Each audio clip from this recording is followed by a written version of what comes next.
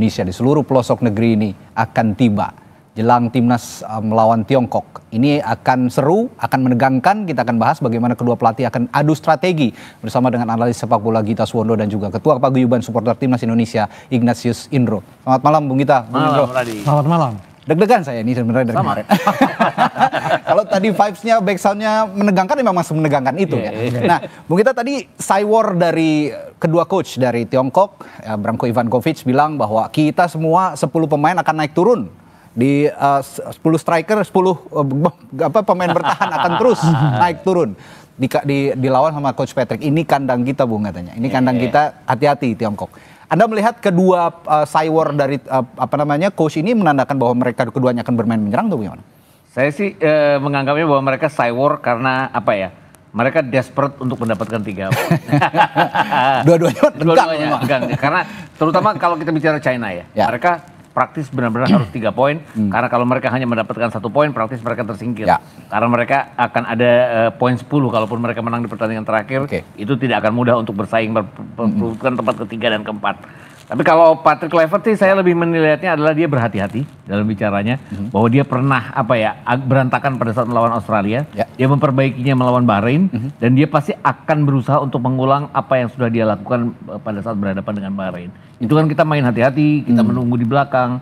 Dan kalau Ivankovic tadi bilang bahwa akan bermain dengan 10 penyerang, 10 ke belakang, itu sih saya rasa hanya war bahwa dia memiliki pemain yang punya dengan segala macam kemampuannya. Tapi itu sebenarnya tidak terlihat dalam 8 pertandingan China. Mereka lebih defend to counter jadi. Ya ini karena laga hidup mati, war menjadi satu elemen penting seperti. Betul, dan ngomongnya bercanda kan kalau bercanda. Nah, kalau melihat strategi yang akan diterapkan kedua pelatih gitu kira-kira. Kalau dari Patrick Kluivert, kemarin kita sempat ngintip-ngintip ada beberapa latihan set piece kan? Iya, betul. Ada juga beberapa skema menambal bolongnya lini pertahanan yang yang di cover oleh pemain-pemain tengah gitu. Kalau melihat strategi seperti itu, mungkinkah kita akan bermain seimbang antara menyerang dan bertahan atau justru akan full menyerang? Nggak akan sebertahan pada saat berhadapan dengan Bahrain. Tidak akan sebertahan pada saat kita berhadapan dengan Australia dan Arab Saudi pada saat kita clean sheet 3-3 pertandingan itu di GBK ya. Tapi juga kita tidak akan total pada saat 34 menit pertama kita berhadapan dengan Jepang. Yang kemudian di counter oleh Jepang. Tidak akan setotal menyerang pada saat kita berhadapan dengan Australia. Jadi saya pikir dia akan melakukan balance. Kemudian dia kan seperti sudah menemukan 3 center back yang biasa dia mainkan. Kalau kita lihat melawan Bahrain kan jelas ada di sana Rizky Ridho, kemudian Jay Inces, ada Justin Hubner. Dan bersama 3 pemain ini selama bermain 3 kali di GBK kan kita selalu clean sheet. 2 kali menang melawan Arab Saudi dan Bahrain, 1 kali imbang melawan Australia. Jadi saya pikir akan seperti itu. Terlepas bahwa ada Miss Hilgers juga, tapi kan kalau kita lihat data dan fakta bahwa 3 pemain ini luar biasa. Ditambah ada Joey Pelopesi kan yang membuktikan bahwa dia bisa menjadi pelapis gelandang bertahan yang cepat mundur ke belakang pada saat dibutuhkan. Saya ke Bung Indro kalau gitu. Ini yang tadi saya bilang, elemen penting untuk war salah satunya dari Bung Indro juga nih. Memberikan pengaruh yang sangat-sangat magis di Stadion Utama Gelora Bung Karno besok dari para supporter. Sudah menyiapkan koreo khusus besok? Ya, kalau dari teman-teman ada La Grande, ada Ultra, saya pikir mereka sudah menyiapkan itu ya. Dan kita tahu bahwa ini sebenarnya kita beruntung bahwa pertandingan lawan China ini berlangsung di GBK. Dan ini akan memberi motivasi lebih pada pemain kita. Dan ini kan sebenarnya China yang harus menang ya. Dan mereka akan bermain terbuka otomatis. Otomatis bermain terbuka dan ini sebenarnya keuntungan buat kita. Bagaimana Patrick Kluivert menciptakan peluang-peluang itu bisa menjadi gol. Karena kelemahan dari timnas kita sendiri ini kan kurangnya pencetak gol ya. Dan dobrak di depan ya. Iya. Nah, mumpung ada misalnya orang-orang seperti Lily Pali yang kemarin waktu TC bermain bagus gitu ya. Ini mudah-mudahan dia bisa mematahkan peristiwa itu seperti itu gitu ya. Bisa mencetak gol dan akhirnya bisa menangkan pertandingan ini. Ya, dan 2 catatannya juga 2 pemain yang impresif di Liga 1. Sempat dipanggil lah, mudah-mudahan nanti ditetapkan sebagai pemain yang masuk ke dalam skuad, ada Beckham Putra dan Egy Maulana Fikri. Ini saya berharap 2 pemain ini justru bisa ikut dalam skuad ya. Nah, saya akan bacakan dulu Bapak-bapak sebentar, ada polling ataupun Kompas TV ini mengajak pendukung timnas untuk menebak skor pertandingan antara Indonesia melawan Tiongkok yang akan berlangsung Kamis malam. Hingga pukul 16.00 waktu Indonesia Barat tadi, sudah ada 200 komentar yang disukai oleh 500 netizen. Semuanya menjagokan Indonesia tentu saja menang dalam pertandingan nanti. Bismillah, doa kami untuk timnas semoga dapat mengalahkan Tiongkok atau China dengan skor 2-1 katanya. Tulis akun atas nama Dani Sumardani. Sementara netizen Ortimus Mira menulis Indonesia Cina 2-0. Ayo Garuda Indonesia tunjukkan kamu bisa katanya. Timnas Garuda Indonesia 2-0, timnas Cina maksudnya ini menang 2-0 ya. Lalu 3-1 untuk Indonesia menang katanya. Tulis Nans_56 56. Anda juga bisa ikut menebak skor Indonesia melawan Tiongkok dengan memberi komentar di akun Instagram Kompas TV ya saudara. Jadi ini juga bagian dari Cywar. Kita Indonesia itu kan terkenal dengan netizen bolanya yang luar biasa, masif gitu ya. Mudah-mudahan ini tergaungkan sampai terdengar sama pemain ofisial di Tiongkok sana sehingga ya sedikit mentalnya geter lah. Harusnya geter sih ya. Nah kalau kemarin saya melihat ini kita bukan memaksud untuk mengkomparasi tapi final UEFA Champions League kemarin antara Paris Saint-Germain dengan Internazionale Milan. Begitu masifnya para supporter Paris Saint-Germain sehingga Inter juga akhirnya kebobolan 5-0. Apa yang bisa dicontoh dari seorang atau sekelompok supporter seperti kelompok supporter di Paris Saint-Germain? Dia kalau misalnya kalau dia dari supporter kita, kita dikenal bahwa salah satu supporter yang begitu ini ya. Bahkan pertandingan U16 saja udah bisa rame di Indonesia gitu. Ini yang perbedaan fanatisme supporter kita. Ini tentunya akan membantu timnas. Asal jangan malah dukungan tersebut malah menjadi beban bagi pemain-pemain timnas. Pemain timnas kita harus bermain lepas, menunjukkan permainan terbaik mereka di lapangan dengan dukungan supporter. Masif, ya. Tapi yang perlu diperhatikan adalah ada sejumlah pemain dari China yang seperti Wu Lei dan juga beberapa pemain lainnya yang kemarin 5 bulan mereka nggak bisa bermain karena cedera. Nah mereka besok bisa main. Nah ini yang perlu diperhatikan juga bahayanya pemain-pemain yang sembuh dari cedera itu dari pemain Cina. Kalau gitu saya ke Bung Gita, masifnya dukungan dari para supporter baik online ataupun offline gitu ya di dunia maya maupun besok yang ada di Stadion Utama Gelora Bung Karno seperti yang disinggung oleh Bu Indro tadi, apakah bisa jadi justru penyuntik semangat apa jangan-jangan nanti malah grogi sendiri nih? Kalau lihat dari pemilihan pemain yang dipanggil oleh Patrick Kluivert, mereka sudah punya pemain-pemain yang bermental baja atau belum? Saya pikir dalam 4 pertandingan yang sudah kita mainkan di GBK, 1 diantaranya dipegang oleh Patrick Kluivert ya.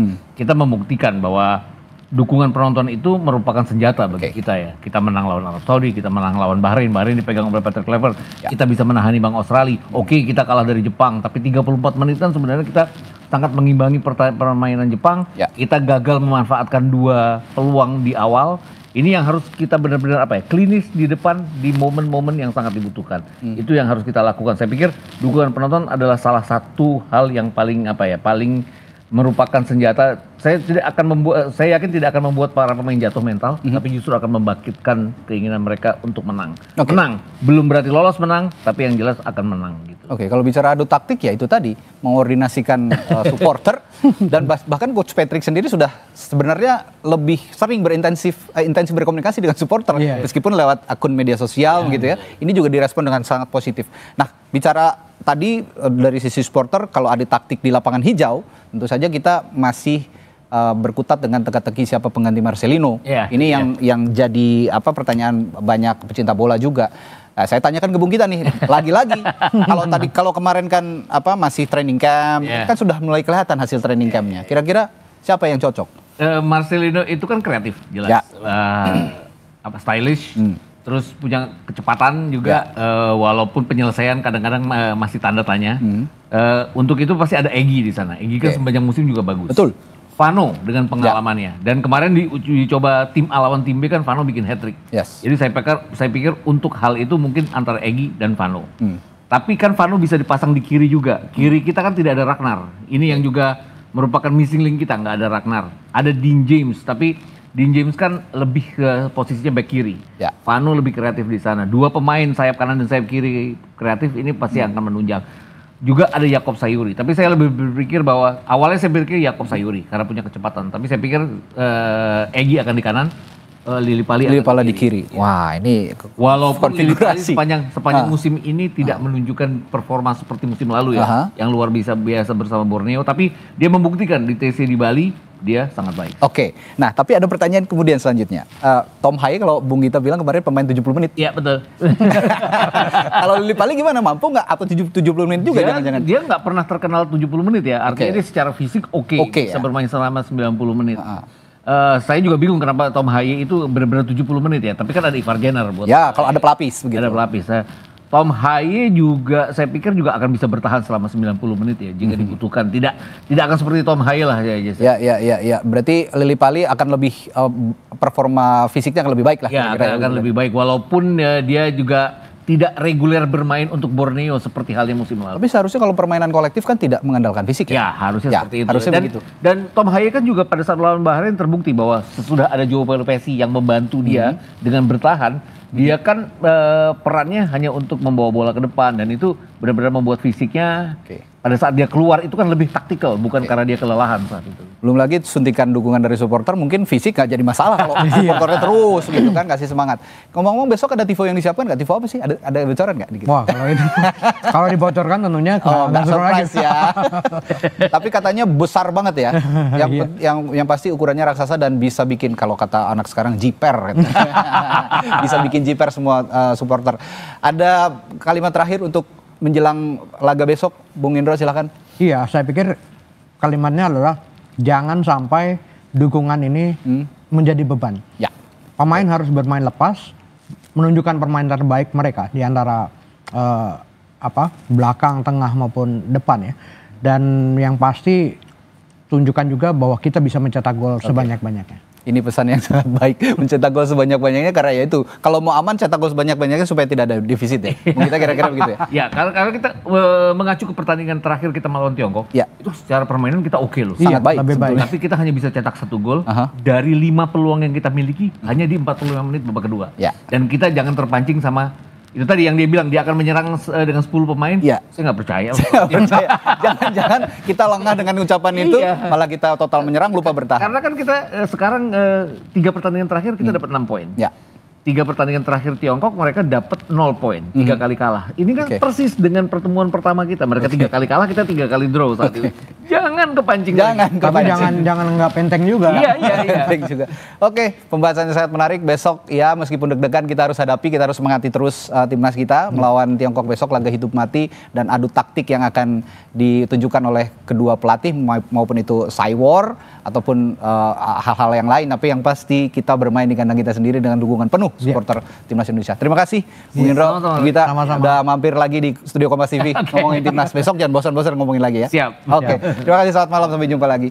Saudara, setelah jeda ada informasi lainnya masih tentang timnas. Ini laga krusial Indonesia versus Tiongkok ini akan terjadi di Stadion Utama Gelora Bung Karno Jakarta Kamis malam.